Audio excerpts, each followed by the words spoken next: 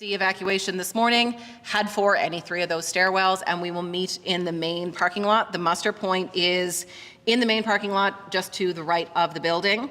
If anyone experiences a medical emergency today, I think we probably have an army of well-qualified first aiders in the room who are ready to jump to your aid, so let us know. The AED is in the main floor lobby hallway downstairs, and the first aid kit is located at the front desk. Okay. Hi, good morning, everybody. My name is Yorgos Limberopoulos. I'm a co-chair of the Safety and Health Week Launch Event Committee. I'm a portfolio leader at Safe Work Manitoba, a division of WCB, and I have been in this committee for quite a few years now. I would like to make a land acknowledgement. So Fort White Alive is located on Treaty 1 territory on the traditional lands of the Anishinaabe, Ininiwak, Anisininewak, Dakota, and Dene peoples, as well as the national homeland of the Red River Métis. Fort White Alive is guided by respect for the land, for all living things, and for all people in our future generations. We acknowledge the harms done to Indigenous peoples through Canada's history of colonization. We commit to reconciliation and the building of a better future, and all are welcome here. I understand everybody enjoyed the views of this building. This stunning new multi-purpose building we selected for this year is called Buffalo Crossing, and it's actually the southern gateway for Fort White Alive. It is built to the highest standards in climate resilient architecture. It's Manitoba's most sustainable and energy efficient building, and it's Manitoba's first certified commercial passive house building, and it's the first building certified to the zero carbon building design standard. All right. On behalf of the Safety and Health Week Planning Committee, we'd like to thank our sponsors, the Minister of Labour and Immigration, the Honourable Malaya Marcelino, His Worship City of Winnipeg Mayor Scott Gillingham, and Dave Kramer, Vice President of Safe Work Manitoba, a division of WCB. Thank you to our guest speakers, Melissa Houtianen and Tracy McDonald, and a big thank you to all of you for attending, both in person and to our virtual crowd, all of the employees, employers, and committees who are actively involved in Safety and Health Week with a renewed focus on safety and health. Safety and Health Week is an annual occupational health and safety celebration, and in Manitoba is led by the Manitoba Safety and Health, previously NAOSH Week Planning Committee. Safety and Health Week focuses on the importance of preventing injury and illness in the workplace and raises understanding and awareness of safety and health issues. So we have a great lineup for you today. We hope you have some coffee and are ready to learn, network, and have some fun alongside all of us. Yeah, and unfortunately, Minister Marcelino was unable to join us today. She was supposed to come and bring some greetings. So at this note, I would like to invite His Worship, City of Winnipeg Mayor Scott Gillingham to speak.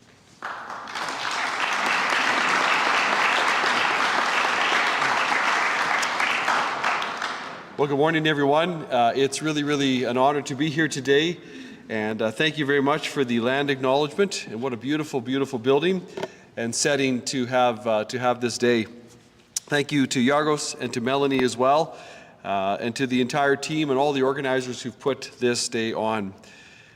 I want to recognize Minister Marcelino. Even though she's not here, I can tell you when she's out of the room, she's a fantastic ally to work with. We get to work together on a lot of different files, and I have been very impressed with her dedication, her focus on her portfolio, and making sure that the labor force across Manitoba is well cared for. And so I'm sorry she can't be here today.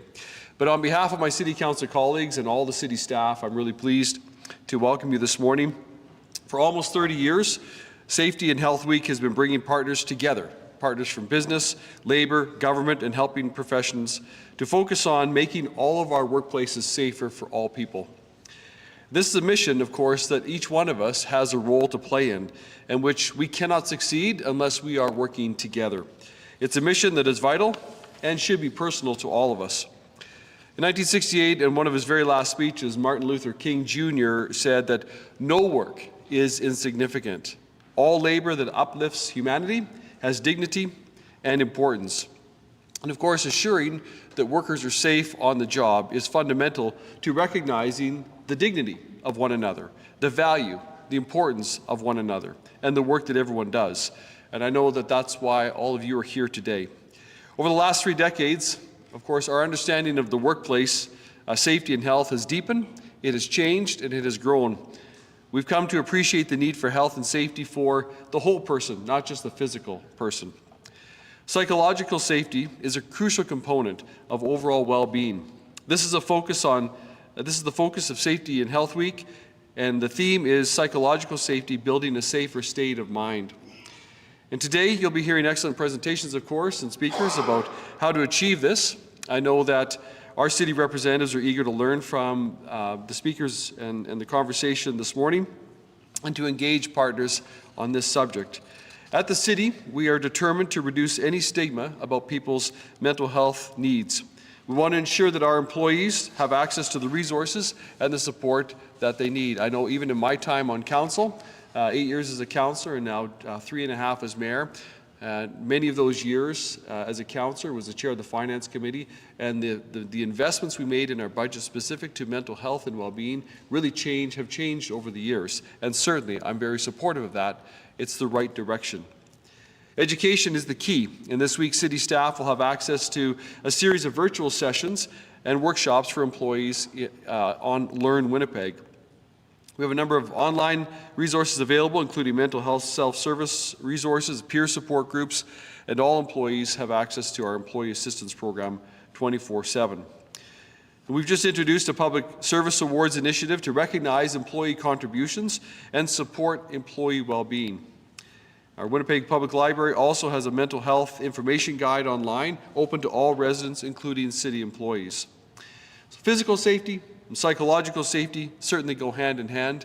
Both are essential to our health and our well-being. And I want to thank all the partners working to help us build safer workplaces across our province, including the Workers' Compensation Board of Manitoba, Safe Work Winnipeg, community safety organizations, civic unions and associations, and many of you here today represent a whole host of safety organizations, making sure that men and women, mums and dads, brothers and sisters, aunts and uncles can be obviously productive and successful in the workplace, but can go home at the end of the day healthy, strong, to their families and to one another, and certainly for themselves. So finally, my final comments, first and foremost, ultimately, I want to thank you for the work that you do in putting safety first. It's the best possible way to honor the dignity of each and every worker, and I wish certainly you all the best. I wish you a successful day as well. Thank you.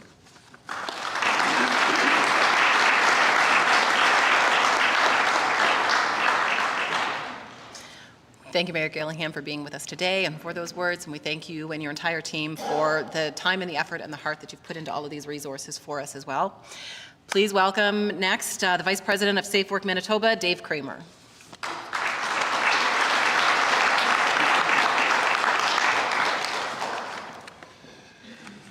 All right, good morning, everyone.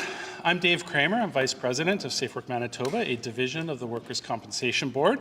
It is a pleasure to be with you here today to mark this year's Safety and Health Week in our province. I'd like to thank the Planning Committee for bringing us together to kick off this week. There's a lot of work that goes on behind the scenes to organize and to bring us all together, and I want to send my sincere appreciation for their efforts.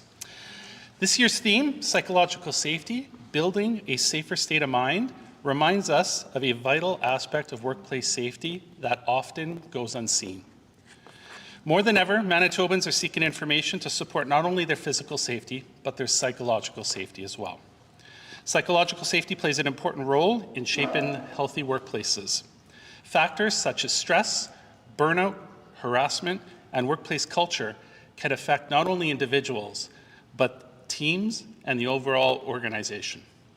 In addition, recent updates to the Workplace Safety and Health Act requires employers to ensure, so far as reasonably practicable, that their workplaces are psychologically safe.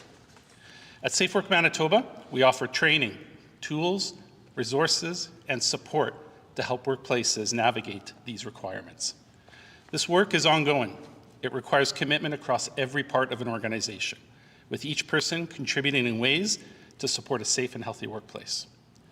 By continuing to prioritize psychological safety alongside with physical safety, We work towards job environments where everyone can contribute and thrive. We recognize that this work is only possible through the collaboration of many partners.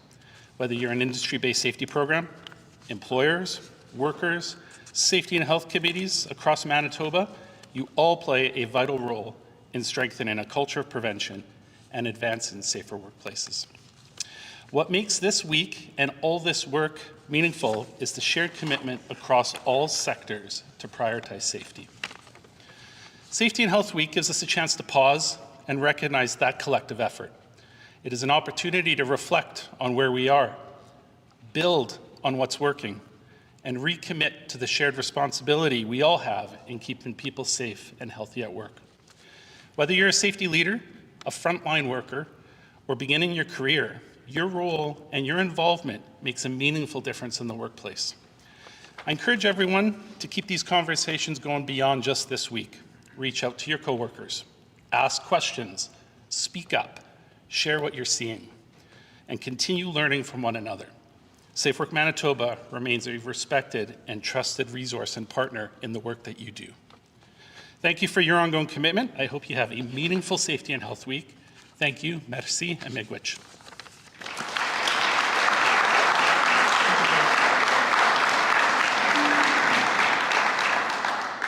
Thank you, Dave. I obviously second as a Safe Work Manitoba employee myself, all that was mentioned by Dave. So our theme this year is psychological safety, building a safer state of mind. And creating a psychologically safe workplace isn't just a good practice, that's essential. And this year's Safety and Health Week Manitoba launch event focuses on psychological safety and reminds us that safe workplaces mean everyone feels heard, supported, and safe to speak up. To discuss psychological safety, we have a wonderful lineup of speakers for you this morning. Our first speaker today, Tracy McDonald, is here to talk to us about mental health and wellness and Psychological Safety Bill 29. So Tracy is a St. John Ambulance mental health and wellness instructor for St. John Ambulance and owner of Prairie Willow Wellness Training.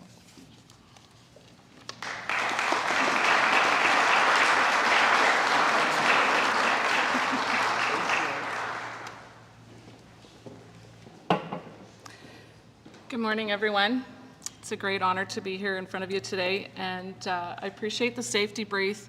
And full disclosure, I am not a first aider, but I am a certified mental health first aider. So if you're experiencing difficulty, I'm a safe person to talk to. So coming with that lens today. So a little bit about myself. I have worked in social services for many years. A big chunk of that was working for the province of Manitoba as a career development consultant. I worked a lot with individuals who had to choose a new career path as their mental health had been affected by the career they were in, and working with those folks on their path to recovery. Also those who had been diagnosed with a mental illness, and that part of their path to recovery was a new career. So that's a little bit about myself. I've also worked in the corporate world. I've seen some changes corporations can make and how that can really be very impactful to employees. Looking at psychological safety and the health of the individuals that work there. And now, of course, as an instructor with St. John Ambulance, and I do a number of other things with my business, Prairie Willow Wellness. So very happy to come here today for Safety Health Week. Yeah. All right, is that better? Can you hear me at the back? Thank you, some head nods, thumbs up, I appreciate that. And of course, also, this is Mental Health Week. So we have a number of different things we're honoring this week as we come together, talking about some very important things. And we'll see if I can get the technology to work. There we go. So talking about psychological safety, building state of mind. So today's kickoff, Melissa and I will be talking about having a bit of a different lens today. So some information we've already heard from the mayor and from other speakers, how important psychological health is in the workplace. And so thinking about mental health, you know, it's a state of being, how you think, act, and feel. The World Health Organization defines it as a mental health as a state of well-being in which an individual realizes his or her own abilities, can cope with the normal stresses of life, can work productively and is able to make a contribution to his or her community. So we want to keep that definition in mind as we think about the psychological safety in Bill 29. And so thinking about the national standard, many of you are familiar with it, of course, implementing it in your workplace. It was first released in 2013, making Canada the first country in the world that released a national standard on psychological health and safety, which was really an amazing accomplishment. It's been reviewed. My understanding is there is a new version that will be coming out in 2026. So really, what is the vision for psychological health and safety in the workplace?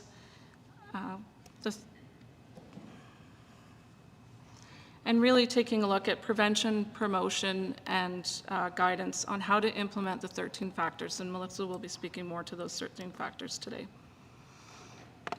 And then Bill 29, which of course we've heard about already, the Health and Safety Act, and now the Psychological Health and Safety is embedded within that act. So as many of you may be aware, the amendment took place June last year. And so what is a psychologically safe workplace? We'll talk more about that. And the question here, does this mean that employers are responsible for workers' medical conditions or mental health broadly? And in an answer, no. Employers are responsible for identifying and assessing risks to psychological safety and taking more of a proactive approach. Employers' responsibility is specific to those risks in the work environment, and that includes all of those that may be connected there: employees, supervisors, managers, leaders, contractors, service providers, volunteers, and even students.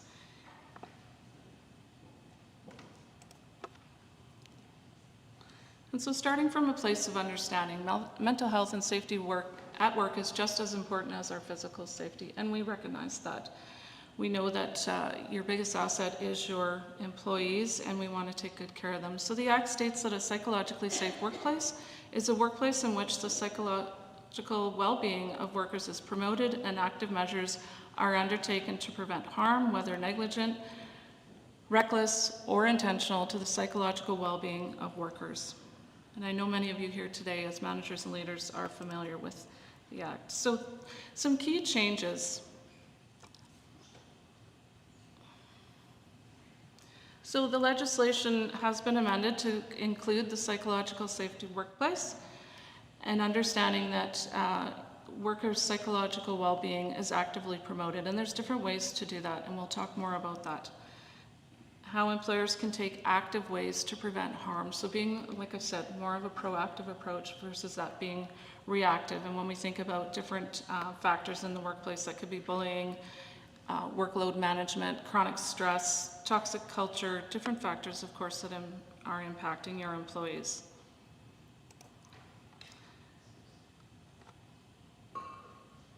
So why do we think this is so important? So some statistics for you. So depending on who you read, we estimate 1 in 5 Canadians will have a mental health injury this year. Sometimes you'll hear the term mental health challenges or mental illness. Those are interchangeable to a degree. So really understanding that's 20% potentially of your workload. That's quite a large number.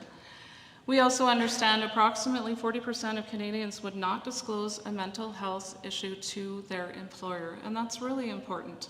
And that mental health literacy can really help change those conversations within the workplace. And we'll talk a little bit more about that. We also know the statistics show us stress-related absences account for an average of 20 days lost per year per employee, fairly significant. When I facilitate the training, this number is one of the ones that is often discussed. People sometimes feel that that's quite high, but when you factor in those that are on a short or long-term disability, then that number is a little more reflective.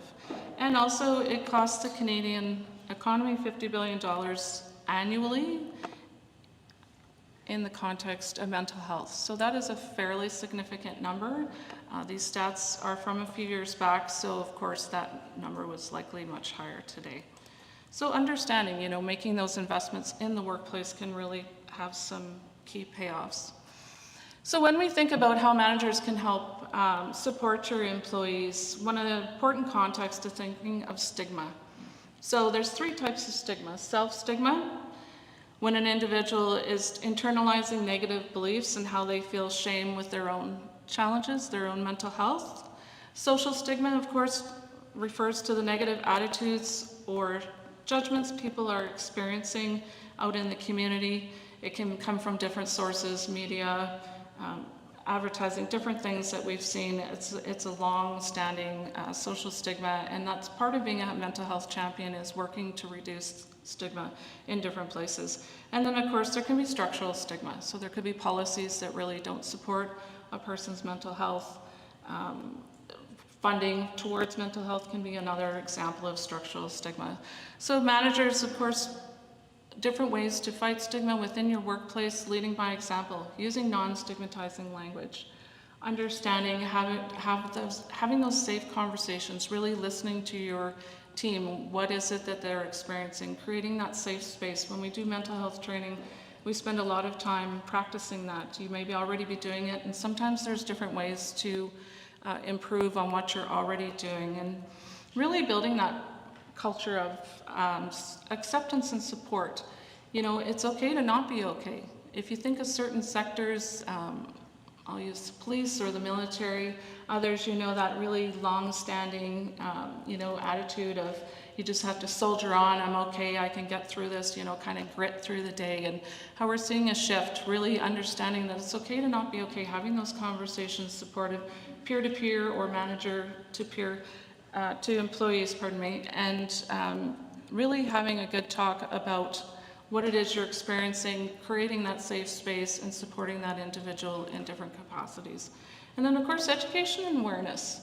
If you're not comfortable talking about mental health, that's always a great place to start. I worked in a large corporation, and our senior leader was an incredible individual. He was very educated, very bright, very capable on the technical side of things, and he was very uncomfortable with the term mental health. He was not at all comfortable even just saying the words. And the morale at that corporation was very low. They had a number of factors that were impacting staff negatively.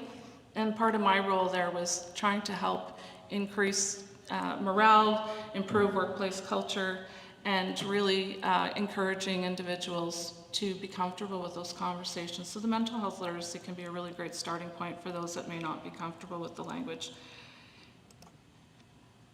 And then we're going to talk about, and I know, Melissa, you're going to talk a little bit more about that. So we have a few factors here. We understand what can impact employees within the workplace. And of course, first, when we think about physical conditions, what does your environment look like? What is the lighting? What is the sound? Are you working long shifts? Are you working shift work? Are you connected with your staff? Other conditions, you know, many of us sit for long periods during the day, and that can create some challenges, of course. Is your space set up ergonomically? Different factors there in the physical. And then the mental demands of a job. Are you on your computer focused on different projects? What is your workload? Are you meeting different deadlines, competing deadlines? Are you interrupted quite often? That can be also a challenge for your mental well-being in the workplace. Other factors, of course, impacting employees. And what are your stress levels? Is it quite high each and every day? Do you have certain times of the year that are more demanding than others? Understanding, of course, those high stress levels, that can go on and on, can eventually lead to burnout. And we really want to be mindful of that. Understanding also different people process stress differently. You can have two people doing very similar work, and they can have very different responses to those stressors, and really being sensitive to that and aware. And then your organizational culture. You know, what are your shared values and beliefs? Is that clear to your team? What is your why? What brings you to work each day? What are your team dynamics? Are people really engaged? Are they talking with one another? Are they supporting one another?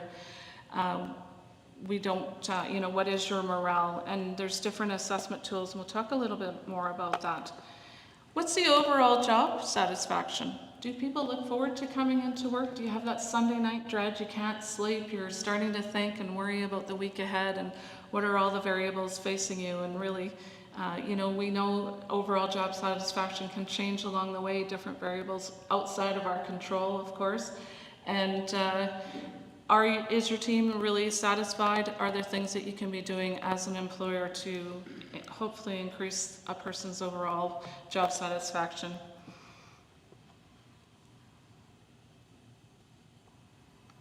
So then we think about the return on investment.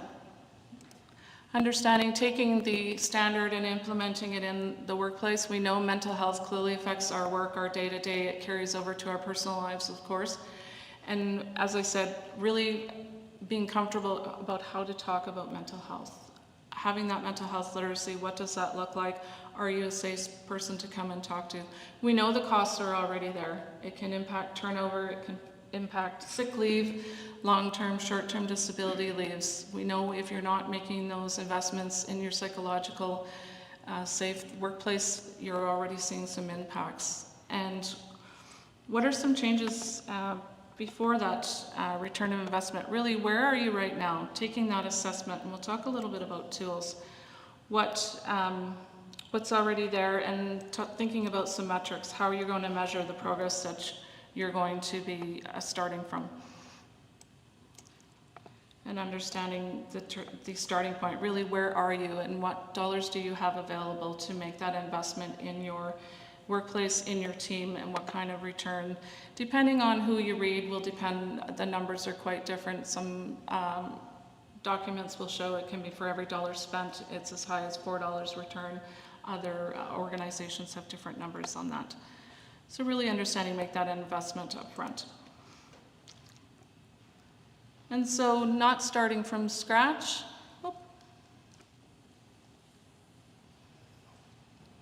So taking a look, where are you right now? You know, anytime you're making a journey, you always want to think about where you are at this time. So do you have any of the following in place? What is your corporate policy stating your commitment to mental health? Is that clearly defined? Is that shared regularly with your team? That's an important piece as well. When I worked at that corporation, we had some really great resources for individuals, but it wasn't shared regularly, and I encouraged senior leadership to have that as part of the weekly all staff meetings so that it was talked about on a regular basis, not just when there was a crisis in the workplace and there was a response to it. Let's be upfront about what we already have in place. What is your policy on accommodation? What do you have as options for employees who may be struggling? Do you have an anti-bullying and harassment policy? And how current is it? Have you revisited it recently? Are you able to make some updates? Your staff code of conduct, can you modify these and bring them into current days? Is it clear, those policies, to your staff as well, if and when there is a problem within the workplace? And do you have, of course, I'm sure all of you do, your occupational health and safety committee. So is that committee aware of the mandate for including the psychological health and safety? Do you need a separate committee or a designated person, depending, of course, on the size of your workplace and your resources available? And then having that joint staff management advisory committee, can you expand it to include the psychological health and safety? Is it on your bulletin board? You know, your health and safety minutes are put up regularly for staff to be able to see. Are you including the psychological health and safety in that piece as well? That's an important consideration. And then, of course, previous experience with existing staff. What have they been experienced? Do you have staff that are new and have come from other workplaces?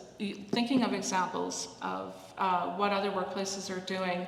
You know, hearing the mayor speak this morning and listening to some of the examples that the City of Winnipeg is doing for their employees to support them is very inspirational. And what can you be doing? And so some takeaways from Bill 29. So this comes from, there was a study, CMHA, they had enlisted 40 employers to implement the psychological health and safety standard. And this was some of the outcomes. The Mental Health Commission of CMHA took a look and did a report, and they did a summary. You can find it online if you go on the CMHA, Canadian Mental Health Association, sorry for the acronyms if you're not familiar. But these were some of the takeaways from those 40 companies that were part of that case study back in 2018. So really making it your own case and owning it, dedicating that time and resources, coming up with a timeline that's realistic implementation, and communicating it to your people, to what the timelines are, what the markers are, and are you meeting those? and embedding it. You want to take a look at shifting that workplace culture. That company that I worked at, that large corporation, they hired a couple of new people to work on workplace culture. They made some changes. They started offering mental health literacy training within the workplace. They did a number of things to try to implement and work towards a better workplace culture. And you could see the changes over time. It was really quite incredible. And resourcing it, you don't have to go it alone. There are consultants out there, different organizations. There's a number of free tools. Some of you folks will be familiar with those, and we'll talk about those in a moment. And then that check-in, how is it going? Measuring what your plan is, you're doing some implementation, and are you meeting those goals as you're going along?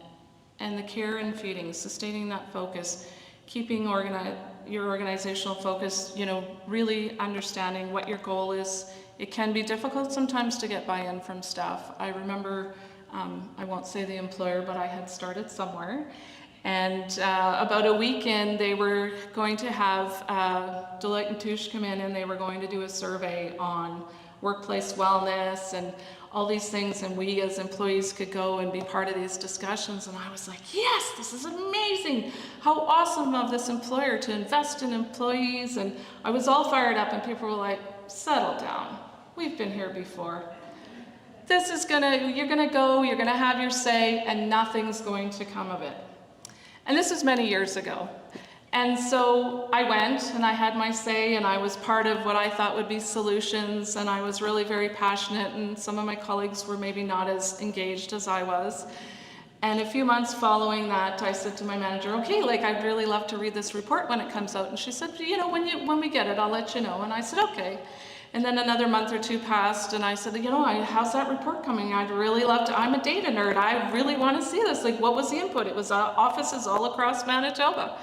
And she said, we'll get it to you when we can. And I said, okay. And I was probably about the 8th month mark where I started to fade my enthusiasm on this report.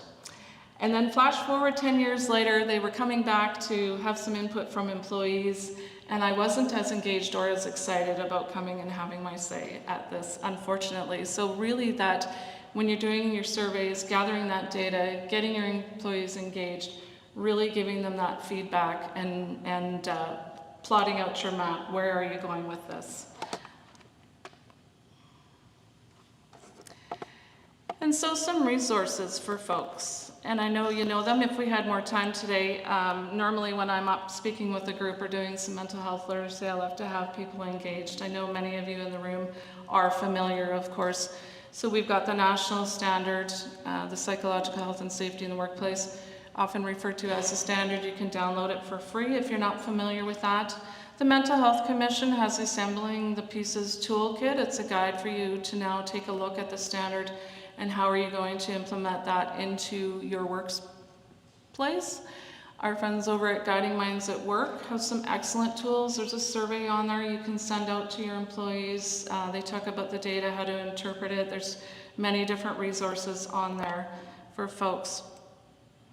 And then, of course, the accommodation strategies has some really great information as well.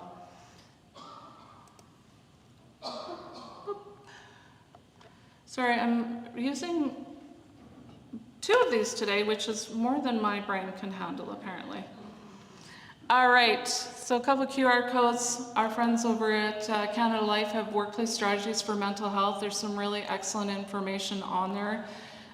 Some different tools, ideas, lots of really good information on implementing the standard into your workplace.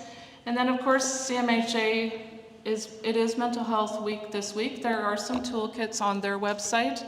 There's some print material you can put up, signature on your email.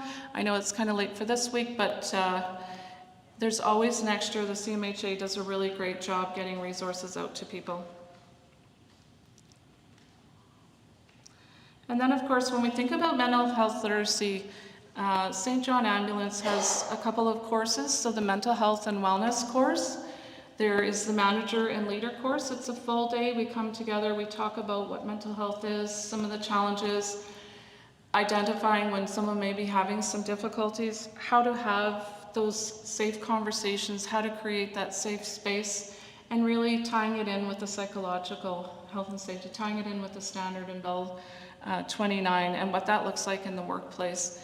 I love to facilitate because I like to ask a lot of questions of those in the room, and I'm always inspired by the different things employers are doing to impact the mental health and well-being of their workforce. It's really been very inspirational working with all sorts of different employers.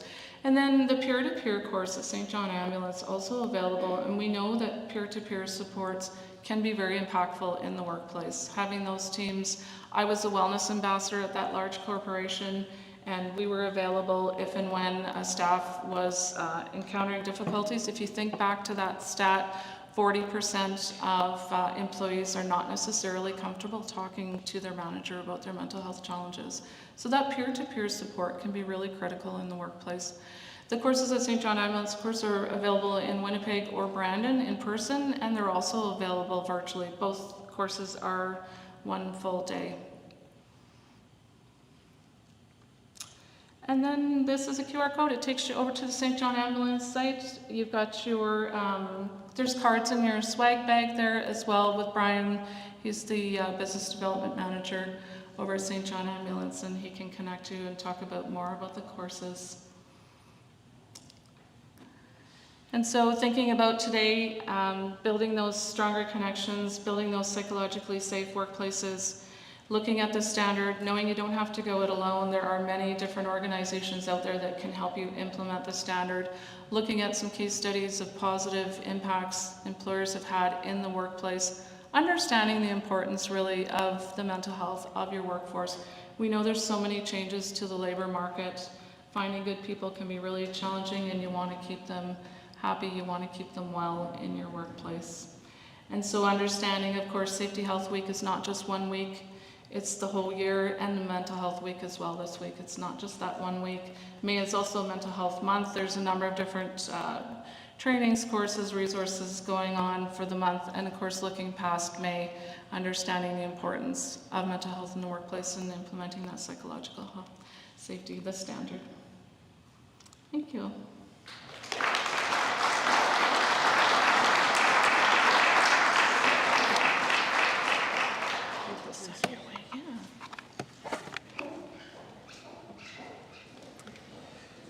Thank you, Tracy, for your presentation. Very interesting information. Whoa, this thing has wheels. Okay. And some important takeaways. I would just like to add, because Tracy mentioned it, in the loot bags that you all found on your chairs, there are some postcards and they have QR codes. You can find additional information, resources, links for courses through the training portal, through St. John Ambulance and other events that would be useful. To add to what Tracy mentioned in her presentation, our next speaker, Melissa Hutianen, I tried to say her last name correct and I messed up her first name. That's what happens. We'll talk to us more about our role in this and about psychosocial risk assessments. Melissa Hutianen is Director of Prevention and Return to Work Services at Safe Work Manitoba, a division of Worker Compensation Board. Throughout her 20-year career with WCB, she held a variety of positions within the Compensation Services Division, overseeing the adjudication and management of psychological injury claims. Melissa moved to Safe Work Manitoba Division in 2024. Let's all welcome Melissa for her presentation.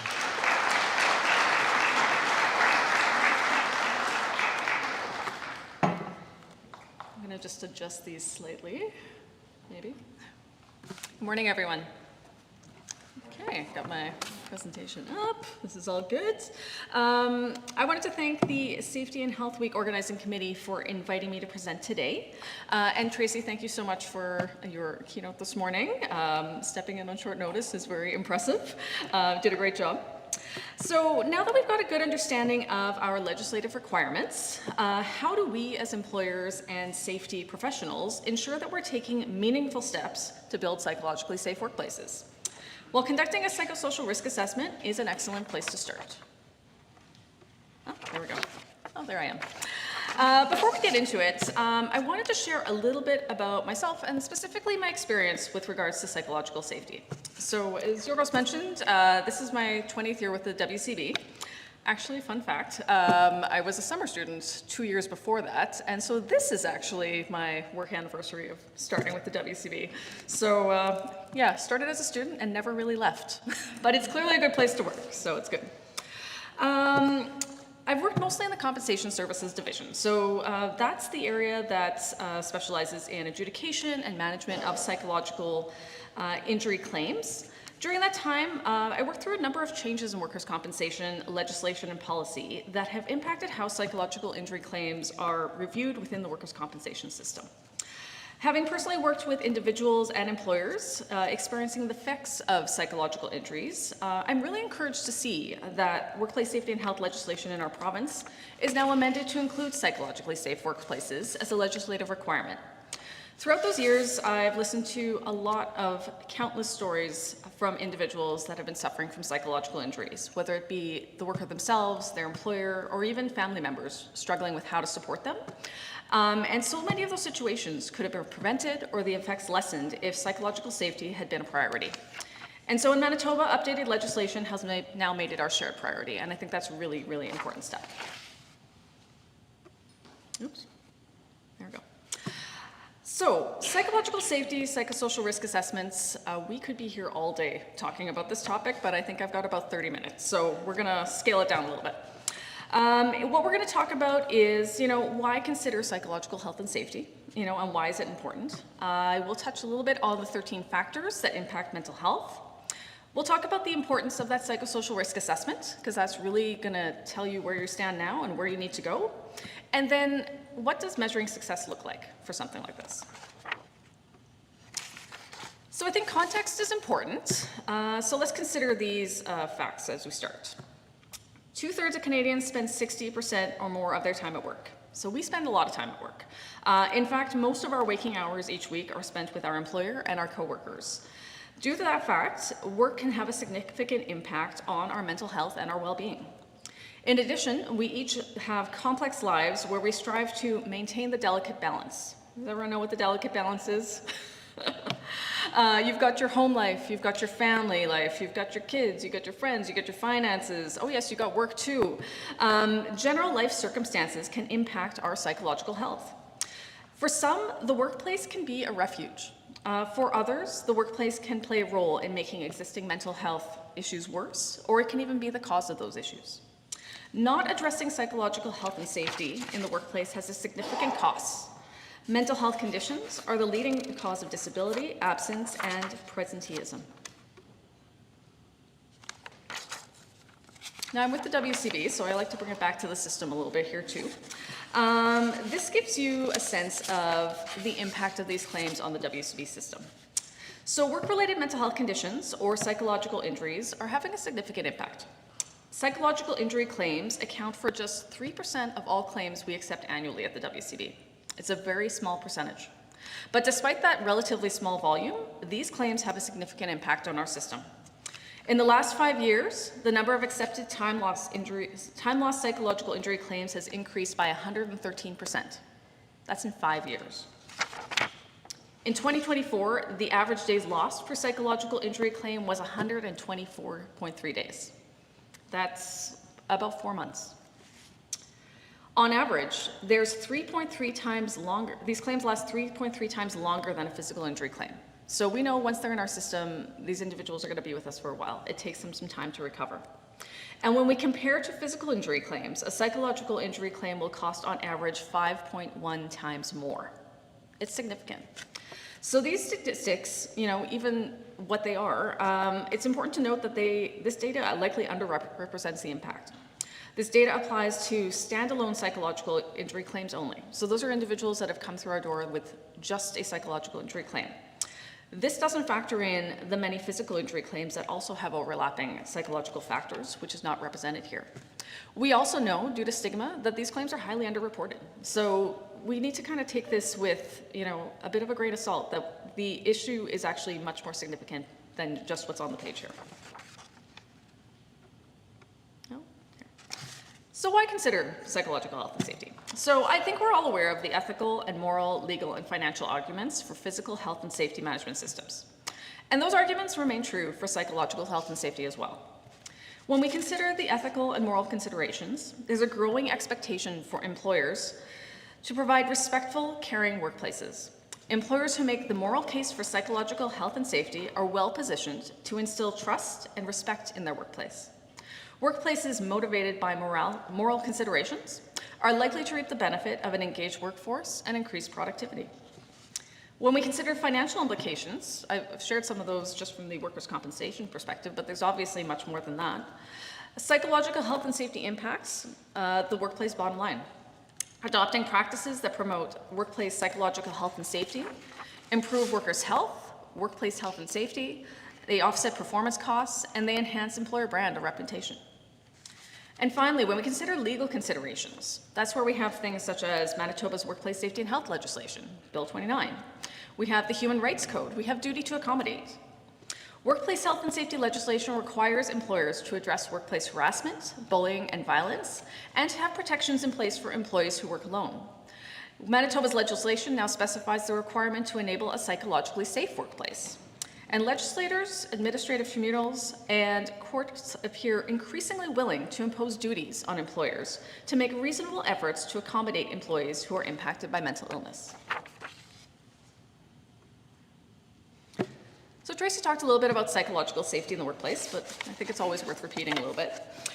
So psychological health and safety is the consideration of psychosocial factors that the workplace has control over and that can cause harm or conversely can promote positive workplace mental health. Psychological hazards, like any other workplace hazard, whether it be physical, musculoskeletal, biological, chemical, they need to be identified, eliminated, and controlled.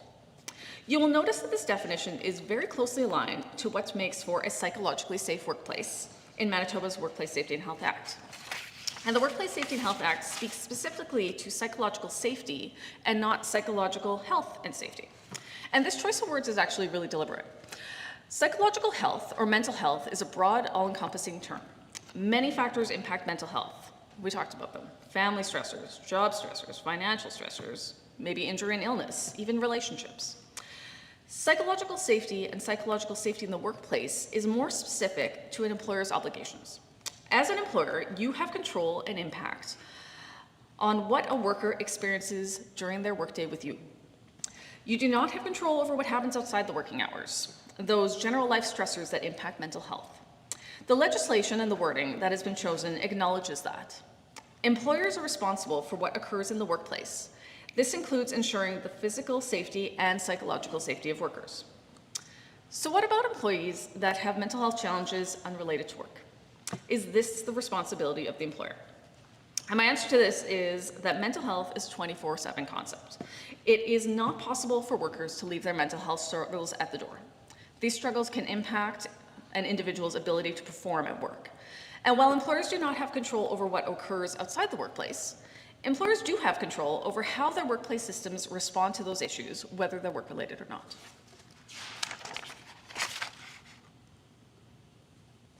Okay. So the CSA standard for psychological health and safety in the workplace is focused on promoting workers' psychological health and preventing psychological harm due to workplace factors. So we have the 13 factors. Most of us are familiar with them. I will just touch on them slightly. But these are the 13 factors that impact mental health in the workplace according to the standard. When done well, these factors promote psychological health and prevent psychological harm. But when these factors are not present, or if they're given little attention, the workplace can actually cause psychological harm. So at a high level, here's our 13 factors. We have psychological support. That's a work environment where coworkers and supervisors are supportive of employees' psychological and mental health concerns and respond appropriately as needed. We have organizational culture, which is a work environment characterized by trust, honesty, and fairness. Clear leadership and expectations.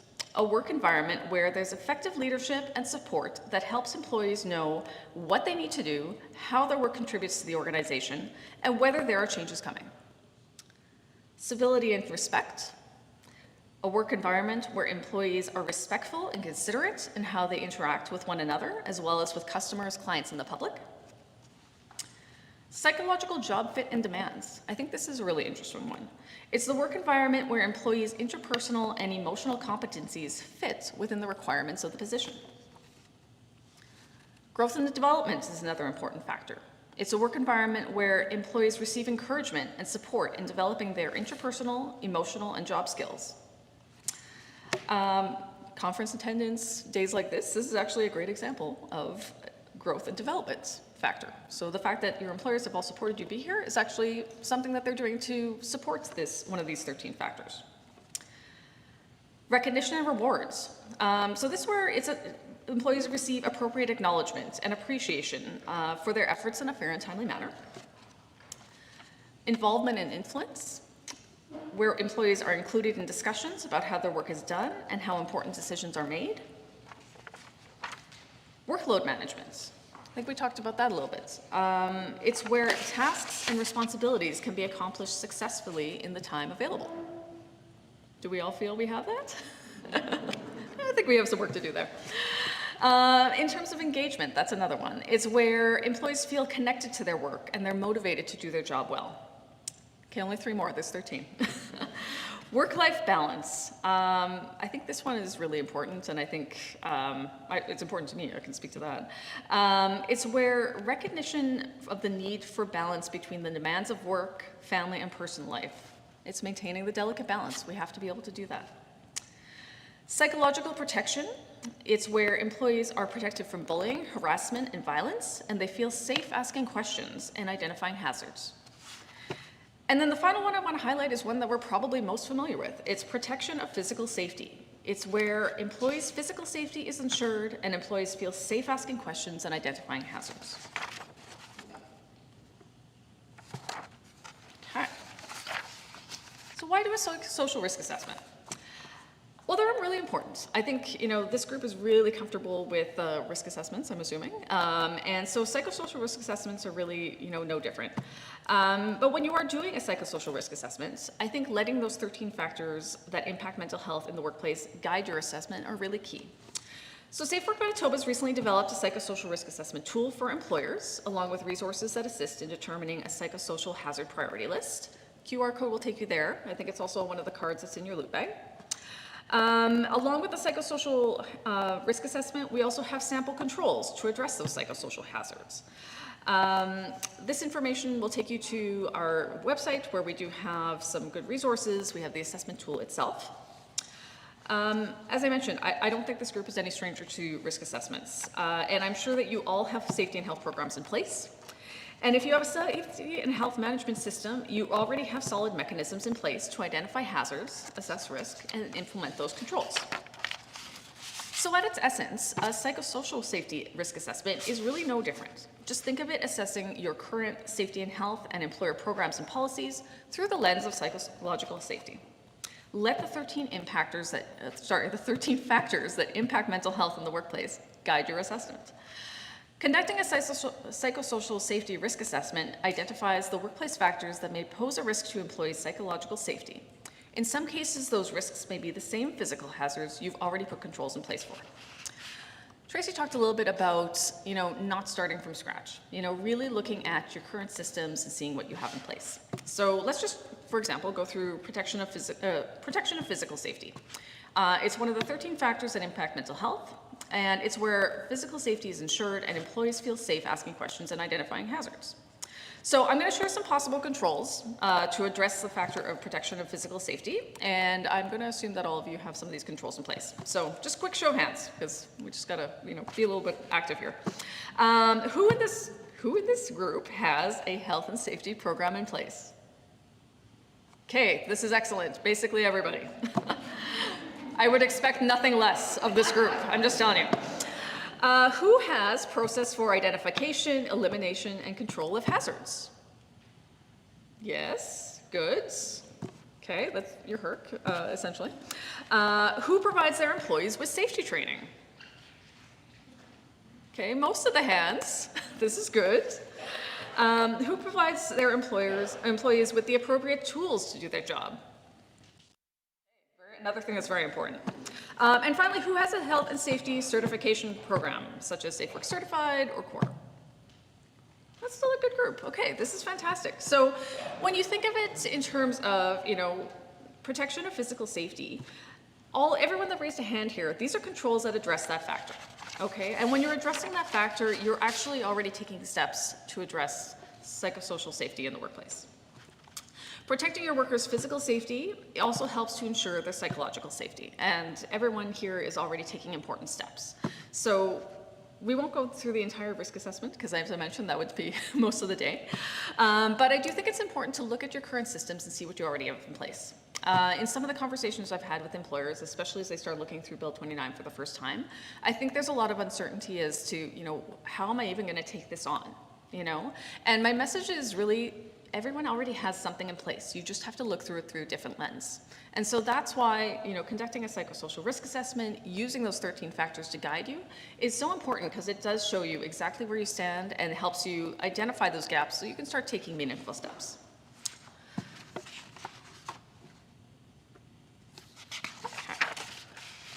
So when you're conducting a psychosocial risk assessment, I think there's a few key things to keep in mind.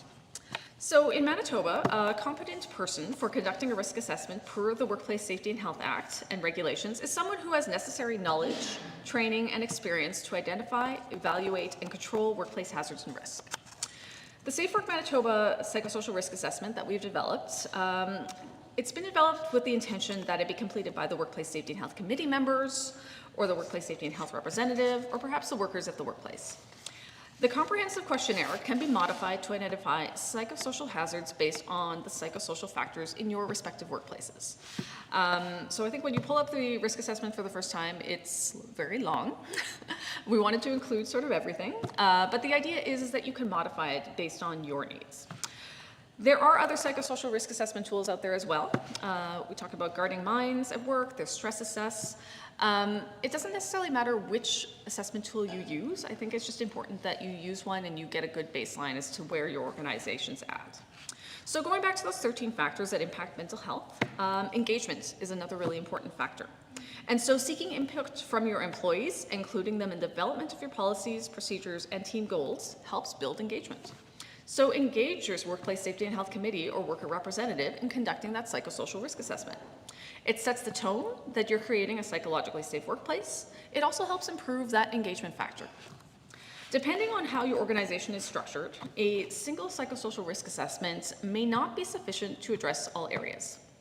So when you are doing this, you really need to consider assessing departments. You might have to assess specific positions. You might have to assess different work sites. I think the key thing is that, the risks may likely differ between groups, between type of work, between departments. And so to get a good sense, keep that in mind, you may have to do a number of assessments.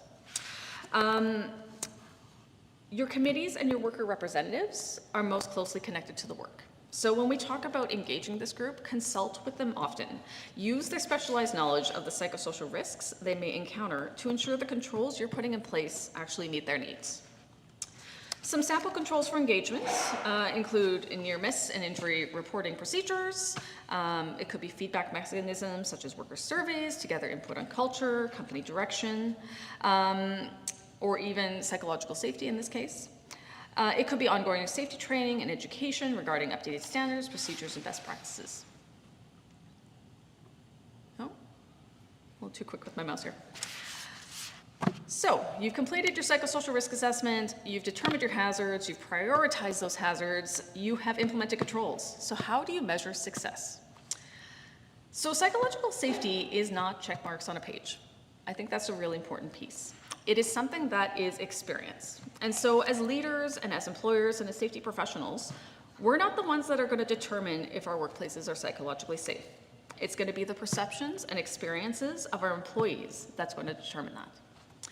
Measuring psychological safety is not as objective as observing the application of a safe work procedure or inspecting a piece of equipment for deficiencies. Psychological safety is more subjective because it's experienced. It's experienced in that organization culture, it's experienced in the interactions and the work relationships, and how those various employer programs and policies support their employees. This is not to say that success in this area cannot be measured, because it certainly can. Workplace culture surveys and employee engagement surveys can provide insightful information into employee psychological safety. You could consider analyzing attendance statistics. You could look at your WCB statistics, even respectful workplace complaints, for example. And even benefits plan use can provide additional context as to the state of psychological safety within your workplace. Psychological safety is built on trust, and trust does not just appear. It's created through positive, meaningful, and intentional action, but it can easily be eroded through negative actions or even inaction. I want to talk just very briefly on organizational culture. It's one of the 13 factors, but it's actually foundational.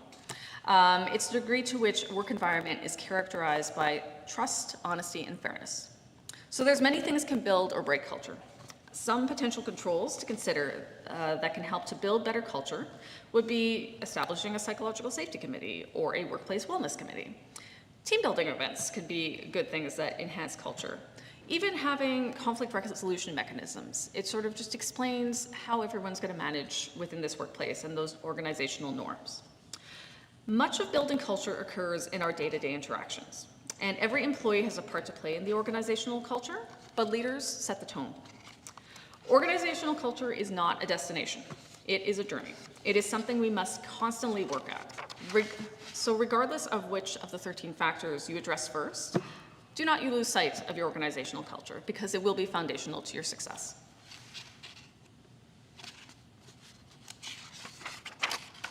So just a few closing thoughts.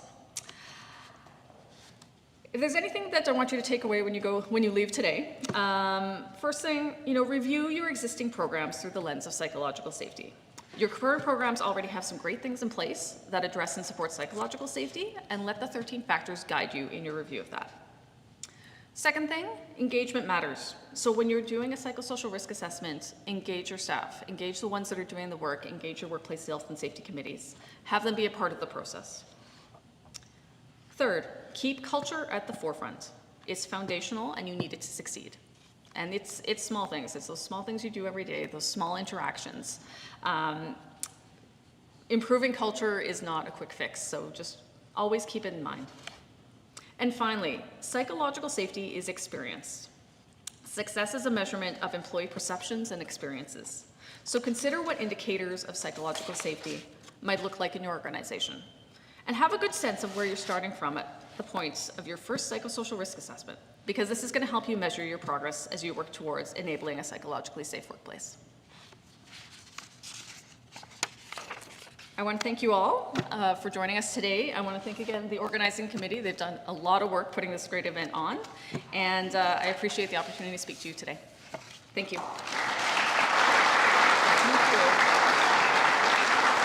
Thank you, Melissa, for your presentation. Lots of homework for everybody to take home and study more for all these important issues. I would like to call back Melissa and Tracy to the podium, and also call from our committee and St. John Ambulance, Brian Wall, to moderate a few questions for our presenters. So if the two of you want to stand at the podium, we have one wireless on some of our room mics, and then Brian, if you want to take turns, does that work?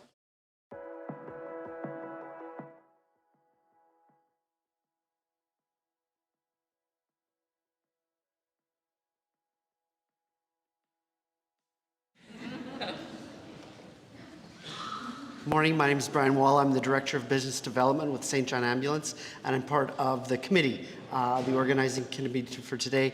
Again, on behalf of the committee, thanks for everybody for attending today. So as part of the morning, we just wanted to wrap up, I think, both of the presentations this morning were very complementary to each other, and we wanted to ask just a few questions to each of our speakers to tie together the messages that they've brought that have brought here for us this morning. So my first question is for Melissa. Which of the 13 factors, Melissa, do you feel are the most important to address first? Thank you for the question, Brian. I talked about organizational culture. That's a big one. I also talked about engagement. But the other one I want to talk about is psychological support. And so this is really about ensuring that employers, employees are supporting each other to come forward with issues, and that people feel psychologically supported in the work they do. And so it's a really important factor, but if you want it to be successful, you really have to equip your leaders and your supervisors with how to offer that psychological support. So it really connects to training, but I think, Tracy talked a little bit about those tough conversations. And so a lot about psychological safety is having tough conversations. And for myself, just with claims experience, I've had tough conversations for years. But it's one of those things that you get better at as you practice it. And so with the Bill 29 coming in and the expectation that we enable psychologically safe workplaces, we've probably got a lot of supervisors and leaders out there that aren't necessarily equipped to start having those conversations. And so taking a look at, what sort of training you have in place, what sort of supports do you have in place. There's the conversation piece. There's also, some people are happy to share information. Some people are not. But you have to be able to equip your leaders to, okay, you get all this very heavy detail. Now what are you going to do with it? And so a lot of it has to do with training and making sure that supervisors and leaders also feel supported in that psychological support aspect. Thanks so much, Melissa. So the next two questions have a somewhat similar in nature, but I'm going to ask them differently to each one of our speakers because they've got both a different take on it. So the first is for Tracy. Tracy, how important are managers and leaders in creating a psychologically safe workplace? Thank you, Brian. I think it's really quite critical. Managers and leaders, you're at the forefront. You're that role model. There's different ways you can be implementing. And it goes back to the training. If you're not comfortable with mental health and having those tough conversations, really starting with the training, being more comfortable, understanding your own capacity. You're not superheroes. You're not wearing your cape in every day at work. And engaging in those conversations with folks and building on your own skill set, building on things that you're already doing. The leaders can be so very critical in creating that safe space for folks. Thanks so much, Tracy. And Melissa, how can employers prepare themselves to enable psychologically safe workplaces? Well, again, for this, I think it comes down to that education piece. So in your loot bags, there will also be a QR to the Safe Work Manitoba training portal. There's some really good information on there in terms of just basic psychological safety for workers, psychological safety for employers. And I'd say if you're new to psychological safety, those are some really good baseline courses that just start to help kind of build your kind of literacy in terms of how you talk about that topic. There's also some really good St. John's ambulance courses, for leaders. I think, the biggest thing is just, you've got to focus on education at all levels. So for it to be successful, everybody in an organization has to have an understanding of what psychological safety is and what psychological safety isn't. There has got to be a particular focus on leaders, though, because I think the onus, is much more on leaders in terms of ensuring that a program is successful. So make sure that, you're providing education, you are, giving your managers, your supervisors an opportunity to learn. I think an interesting statistic I heard recently is your direct supervisor has actually more impact on your mental health than your spouse. So, think about that. Again, that comes down to how much time you spend at work. So make sure that those leaders are equipped to have those conversations and they have a good understanding of what's expected of them. Thanks so much, Melissa. I'm not so sure I agree with that one. I think my spouse has an awful lot of impact on my mental health well-being, and I appreciate her so much for that. Okay, thank you to both of you for speaking today, for answering our questions. We appreciate it. Thanks, Brian.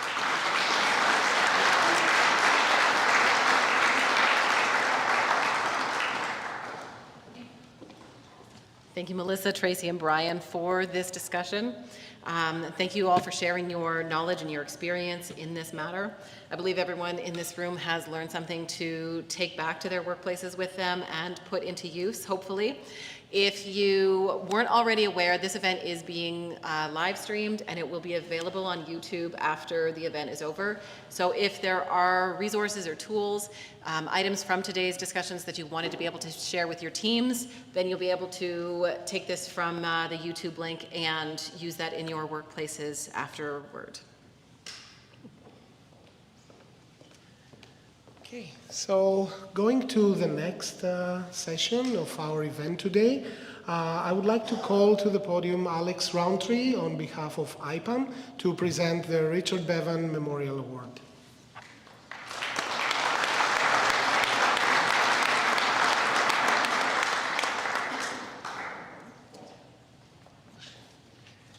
All right, good morning, everyone. I'm honored and proud to be here representing the Incident Prevention Association of Manitoba, IPAM, as we pay tribute to a friend, mentor, and fellow safety professional, Richard A. Bevan. Richard was deeply passionate about safety. He was kind as a person. He was jumping in with both feet. He gave generously of his time, shared his knowledge with anyone who needed it. He gave his guidance. His career in safety grew from opportunity to commitment and a genuine belief that every worker deserved a safe environment. Richard was known not only for what he knew, but for how he was willing to support others. He was a mentor, a resource, a trusted voice in our safety community. His dedication makes a difference.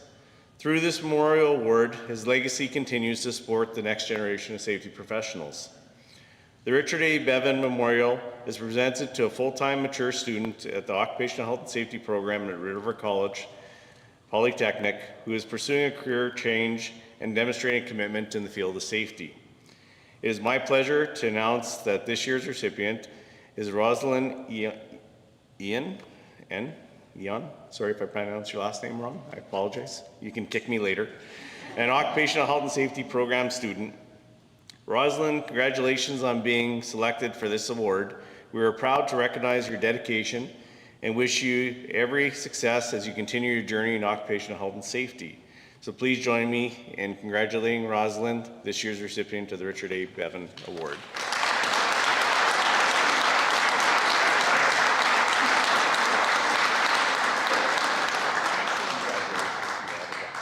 If you ever need support, we're always here for you. Oh, yeah.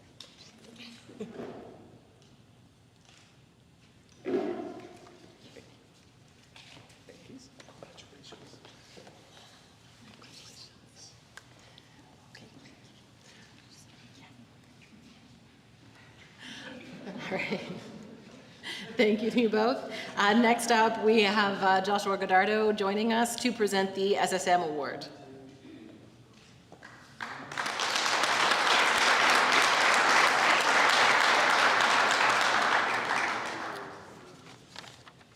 Good morning, everyone. I am proud to present the SSM Future Award for Occupational Health and Safety 2 at Red River College Polytech student who is enrolled full-time in the Occupational Health and Safety Certificate Program. The SSM is the largest and oldest nonprofit provider of occupational and road safety training and consulting in Manitoba. Our mission is to ensure that every Manitoban arrives home safely every day from work and from road travel. A key part of that mission is supporting the development of skilled professionals and upholding the highest standards in occupational health and safety field. It is my pleasure to invite Jessica Macinda forward to accept the SSM Future Award for Occupational Health and Safety.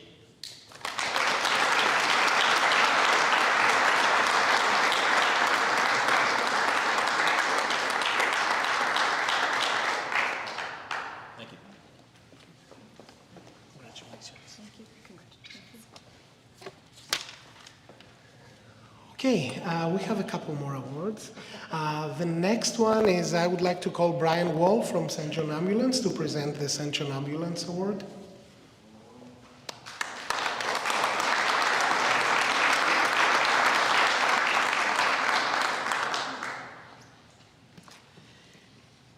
Each year, St. John Ambulance, in cooperation with Safe Work Manitoba, offer an award, and it's a very long name, so I always have to read it off of the plaque every year. The Safe Work St. John Ambulance Award for Excellence in Workplace First Aid. This award, we award it every year at our own investiture ceremony, which is a private ceremony at Government House each October. We awarded DASH Community Services. Last year, ladies, if you'd like to come up, Ginger and Phoenix are here to receive the award again. They've already received it, but we thought it was really important for them to come and be acknowledged in a public place of their peers, of safety and health folks. So congratulations again to DASH on receipt of this award.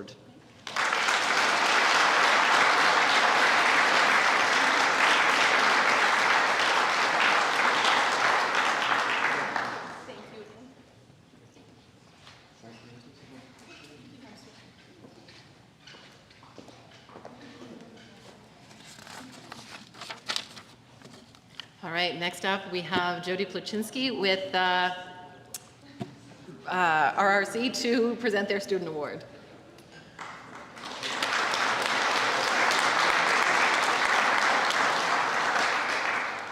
Good morning.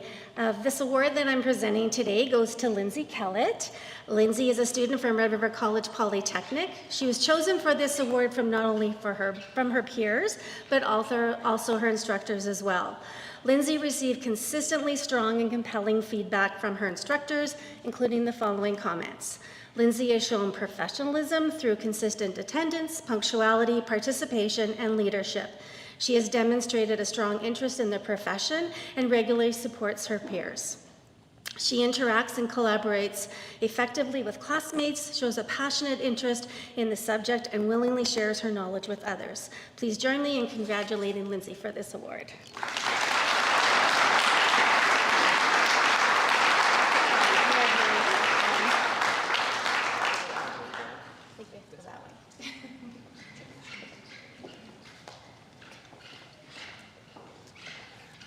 Okay, so may I say that this award, there is a lot of contribution from all the industry-based safety programs, including conference entries and courses, free courses for the award recipient. Now the next and last award is the Safety and Health Week Engagement Award. This award recognizes an organization that engages their employees and the public through safety and health initiatives aimed at increasing awareness and preventing injury and illness in their workplace during Safety and Health Week. On behalf of the Safety and Health Week Planning Committee, I would like to congratulate Globe Property Management team for being selected as the recipient of the Safety and Health Week Engagement Award for 2025. I would like to welcome Rebecca and the Globe team to the stage to accept this award on behalf of Globe, again, because we have presented it actually last year. Congratulations once again on being selected as the 2025 recipient for the Engagement Award.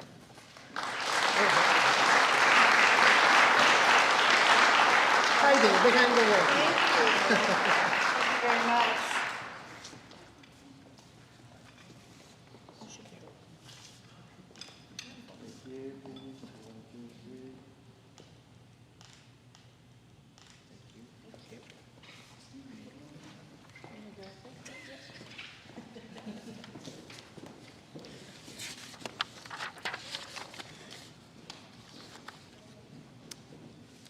Perfect. So we have the slide for the Safety and Health Engagement Award on the screen behind me. Our Safety and Health Awards, our Safety and Health Week Engagement Award applicants are required to complete an online nomination form that outlines how the nominee has fulfilled the requirements of the nomination category. So you can use this QR code here behind me. The deadline for submissions is the 12th of June, 2026. So please follow the link, head to that site, check out those requirements, and then let us know what your team has been doing to engage in safety and health and to make those efforts, or to grow those efforts. Thank you. At this point, we would like to thank the City of Winnipeg. We have a new thing this year. The City of Winnipeg they will be lighting the Winnipeg sign at the Forks and the Esplanade Riel in the Safety and Health Week colors, blue, red, and green, from noon today until 7 a.m. tomorrow morning. So this show is going, there's a light show with our colors all day today. So if anyone is capable of going by, please snap a photo and share it with us using the hashtag Safety and Health Week and post it in social media.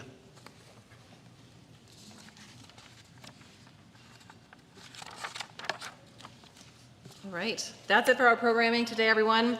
I hope you all enjoyed a morning with education, some networking, and a renewed focus on safety and health, and are invigorated to head back to work today. Thank you again to all of our sponsors as well: Safe Work Manitoba, FWS, Construction Safety Association of Manitoba, Globe Property Management, EHS Consulting, Intrinsic Analytics, Made Safe Manufacturing Safety for Manitoba, the Manitoba Association for Safety and Healthcare, ProTech Industrial Hearing Consultants, Qualico, RPM Trucking Industry Safety, S2SA, Safety Services Manitoba, St. John Ambulance, Manitoba Heavy Construction Association, IPAM, RRC Polytech. Yeah, and also we would like to thank and acknowledge all the Safety and Health Week Planning Committee members for all their work throughout these months leading to the event. It's not just the two of us, there is a group of people, and I would like to mention everybody by name because they deserve this recognition. There was a lot of hard work by everyone on this. So from Safety Services Manitoba, Joshua Guardado. From, I would like to please maybe keep clapping for the end, otherwise it's a few, we will not end.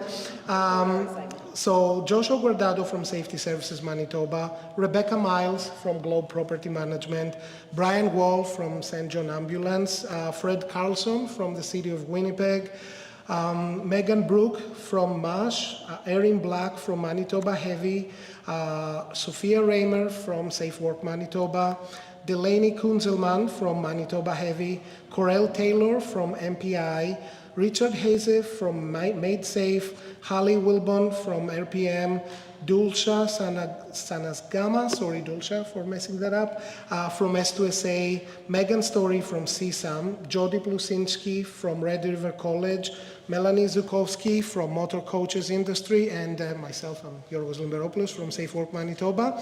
And we would also like to special thank to Reg Kmet from Made Safe there in the back for his help with all the live streaming and all the tech issues that were happening today. Thanks.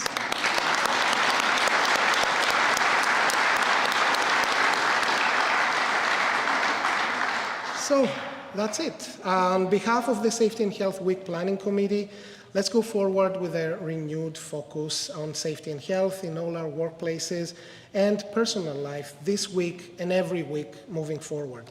And this is the Safety and Health Week. This is Mental Health Month, but it's also May 4th. So on a personal note, I couldn't let that go by. May the 4th be with us all.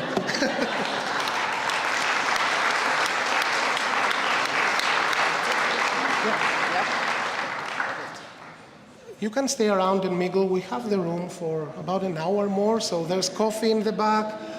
You can talk to each other.